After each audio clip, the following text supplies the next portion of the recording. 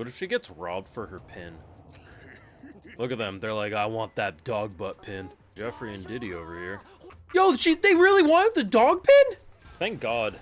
I was gonna say, if we end up killing the children because of that, boom goes the dynamite. Bitch. There's a lot of reasons to be happy that Let This Grieving Soul Retire is finally back.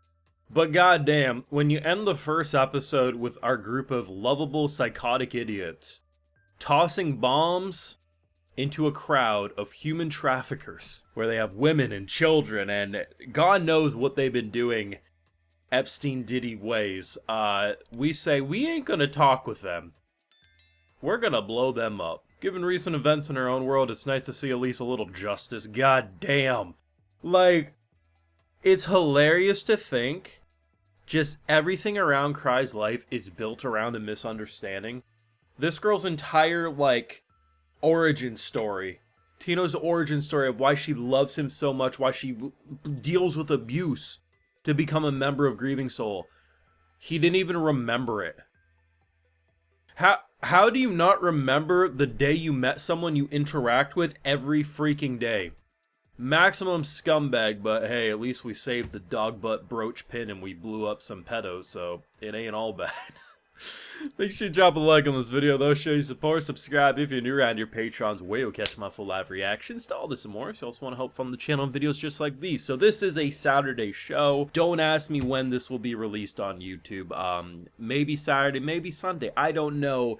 10 things there on Saturday. We're still figuring out the schedule, but one thing's for sure, you bet you sweet ass we're going to be watching it either way. I don't remember. I might have done this one a day after anyway, when I was doing it on YouTube for Core 1. I forget. Either way, it's an amazing show. I love the cast of characters, and honestly, one thing I have to give major props to, I was a little, like, indifferent to it at first. I'm like, hey, like, what's the reason for doing the whole box perspective? I forget the ratio, 16:9, whatever. It's not widescreen, you got the black bars on the side. I'm like, yeah, sure, it's a flashback, but, like, do we really need it? But then there is a moment, like, 15 minutes in, I forget how long, and they start switching between the past and the present a little more rapid. And I'm like, actually, that's kind of clever. While I usually don't struggle to keep up with is something a flashback or not, there's usually enough visual cues, character heights, voices, etc. I do think for your average watcher, it makes it a lot more easy to digest that this is flashback, this is current day, when you do cut around as much as they did towards the end of the episode. I honestly think it's a good directing choice, I really do. Like, I mean, I think if there was only one thing I had an issue with in Season 1, or Core 1, is that I don't like how they handle the opening, where they play a bit of the opening, then they give you a preview of the episode, and then they play the rest of the opening. I purposely avoid previews as much as possible, so when I'm, like, in the middle of watching something, and then they're trying to show me this is gonna happen on today's episode of Dragon Ball Z, I want to punch them in the throat.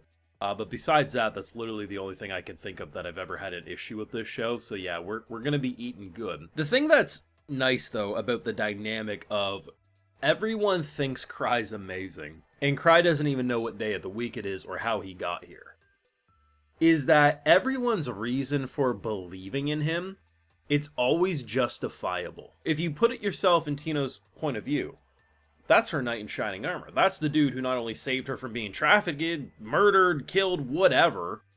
Ultimately, like, every step of the way, he looks like he's doing extraordinary things, and he's aura farming in the process.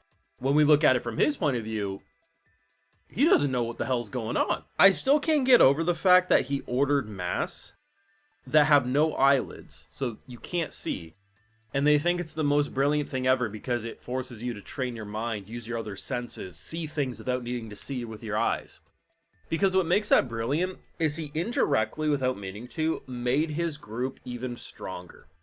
So, like, granted, do they owe some of their strengths and feats to Cry? 100%. But the man ordered the Timu mask and got praised as Jesus for it. The funny thing, too, is whenever he's going into meetings and stuff, he takes the mask off.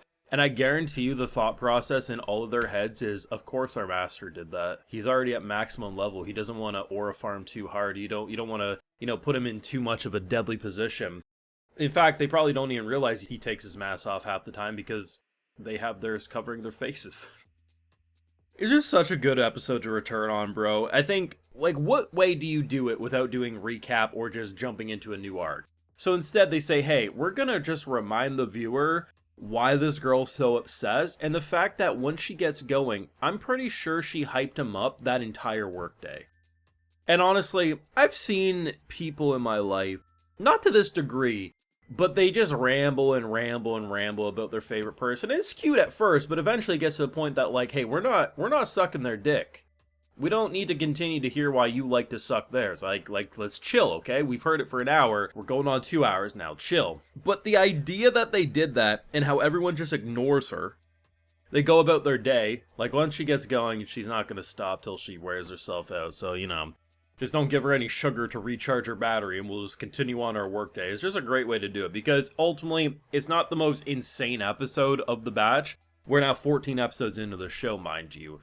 But the idea of, like, seeing the origin story of how she joined up and why she focuses, like, all throughout watching the first core, you see the abuse she goes through with her training, and you think, girl, for the love of God, just don't do it. And at least now we have a bit better understanding why she's so infatuated with him.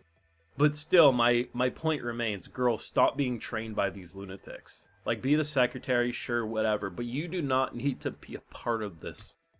For the love of God. I just can't get over, too, that when we met up with the Guildmaster, right, he's like, hey, if they attack you, you're free to do whatever you want. I'll cover for you. And then he looks at them, like, all jumping them, and the solution is we throw bombs into their laps, we freeze them, we break their faces, we shoot them. Like, there's so many shots that people are going to say, yeah, but I doubt they're all dead, but there's a few shots that I'm pretty sure they died. And his thought is, well, he did say he'd cover for us. Granted, he probably didn't think of, like, explosives and the like would be used, but hey, you know, when in Rome, and by Rome I mean if you're around the Grieving Souls, it's whatever terrorist thing they want to do that day. Great return. It's just such a fun fucking show, bro. I forget when Core 1 aired, maybe winter of this year, something like that. And while I've definitely seen shows with that kind of fake persona, Grieving Soul is an interesting beast. It really, really is. And hopefully when we do finish this season, they just confirm a sequel. I don't care if it's a couple years away. Just confirm a sequel. I prefer it when shows confirm sequels, even if it's not an immediate turnaround. You got stuff like Made in Abyss. Confirmed a sequel and there wasn't even material out. Summer Hikaru died. Manga's not even finished yet, but they confirmed a sequel. They'll wait for it to finish. Like, it's just that type of stuff that's really great. Just keep doing it, please. You let me know what you thought, though, of the return of Let This Grieving Soul Retire. What did you think of the explosive punishment for people who absolutely deserved it? Let me know. Drop a like, share, support, subscribe. If you're new around here, and Patreon is, of course, to catch my full live reactions. So all this and more, like, hey, I also like to give video shows to my patrons. So today we got Cray Catlad 88, Goran 201, Marilu Botrich, Angela, and we also have Phantom. So I appreciate the support, everyone. Please take care, and y'all have a good one.